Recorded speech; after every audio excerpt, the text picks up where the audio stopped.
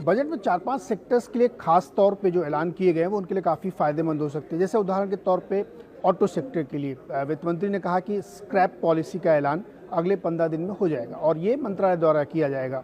इसके तहत क्या होगा कि जो पुरानी गाड़ियां हैं 10 और 15 या 20 साल पुरानी, उनको बाहर किया जाएगा, यानी ऑफ रोड होंगी वो, और उसके बदले नई गाड़ियां आएंगी। अब इसकी मॉडलिटीज़, इसकी जो डिटेलिंग है वो मंत्रालय की तरफ से की जाएगी।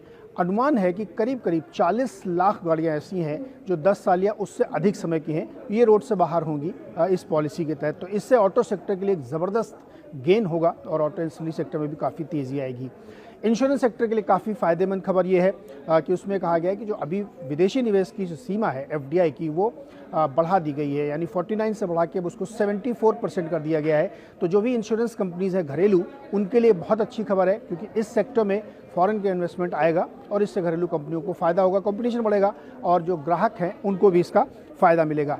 और एक बड़ा मेजर बेनिफिशियरी था हेल्थ सेक्टर, जिसमें करीब करीब 5.5 लाख करोड़ खर्च किए जाएंगे, यानी पिछली बार जो एलोकेशन था उससे 125% ज़्यादा है। कोविड के बाद से ये बात हमेशा महसूस की गई कि जो हमारी हेल्थ फैसिलिटीज़ है, जो हेल्थ इंफ्रास्ट्रक्चर है, वो काफ़ी वीक है, तो उसको दुरुस्त करने के लिए ये खर्च किया जा रहा है और इसके तहत बहुत सारे इंस्टीट्यूट्स बनेंगे, बहुत सारी लैब्स बनेंगी और अस्पताल ठीक किए जाएंगे। तो एक हेल्थ सेक्टर है जो इसका बड़ा बेनिफिशियरी होगा और इसमें डेफिनेटली प्राइवेट पार्टनरशिप भी होगी, तो बहुत सारी जो निजी कंपनियां हैं उनको फ़ायदा मिलेगा।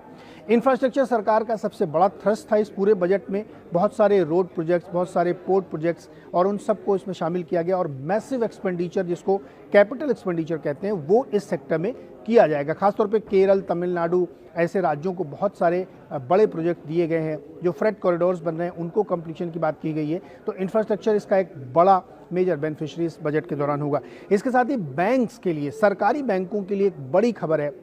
एक तो ये कि उनके लिए एक बैड बैंक बनेगा, यानी उसमें जो एक इंफ्रा फंडिंग के लिए बैंक बनेगा, उसमें बहुत सारे एसेट्स उसमें जाएंगे। और दूसरा, 2 सरकारी बैंकों का निजीकरण किया जाएगा। अब वो बैंक कौन से हैं ये सरकार ने भी ऐलान नहीं किया है, लेकिन ये प्राइवेटाइजेशन किया जाएगा, नेशनलाइजेशन, यानी जब बैंकों का राष्ट्रीयकरण किया गया था उसके बाद से आज तक हर बजट में सिर्फ डाइवेस्टमेंट की बात होती थी, प्राइवेटाइजेशन की बात पहली बार हुई है बैंकों को लेकर के। तो ये एक बहुत बड़ा मूव है। इसीलिए देखिए बैंक निफ्टी में ज़बरदस्त तेज़ी थी, क्योंकि बैंकिंग सेक्टर में एक आमूलचूल परिवर्तन होने जा रहा है। सरकारी कंपनियों में एसेट सेल होगी, बड़े पैमाने पे की जाएगी, प्राइवेटाइजेशन भी किया जाएगा और एसेट सेल भी की जाएगी। तो उसमें बीपीसीएल का भी नाम आया, उसमें शिपिंग कॉर्पोरेशन का नाम आया, उसमें तमाम बहुत सारी कंपनी है जिनको डाइवेस्ट कर दिया जाएगा या निजी हाथों में सौंप दिया जाएगा। इसके साथ ही एलआईसी ये मार्केट में आएगी और इसकी लिस्टिंग की तैयारी चल रही है। और जो टारगेट रखा गया डाइवेस्टमेंट का 1,75,000 करोड़, वो शायद उसका बड़ा हिस्सा इससे ही पूरा हो जाए अगर इसकी लिस्टिंग होती, क्योंकि इसका साइज़ काफ़ी बड़ा है। तो पीएसयू सेक्टर के लिए बहुत फ़ायदेमंद है। डाइवेस्टमेंट के तहत बहुत सारी कंपनियों का के सेल किए जाएंगे शेयर बाज़ार में, तो इसका बड़ा इनको फ़ायदा होता हुआ दिखेगा। तो ये जो 5-6 सेक्टर हैं, ये इस पूरे बजट के सबसे ज़्यादा फ़ायदे वाले सेक्टर हैं, जहाँ पे स्टॉक्स को भी फ़ायदा होगा और इस सेक्टर में आमूलचूल एक परिवर्तन भी होगा। फ्रेंड्स, मिलते हैं अगले वीडियो के अंदर। जब तक के लिए गुड बाय।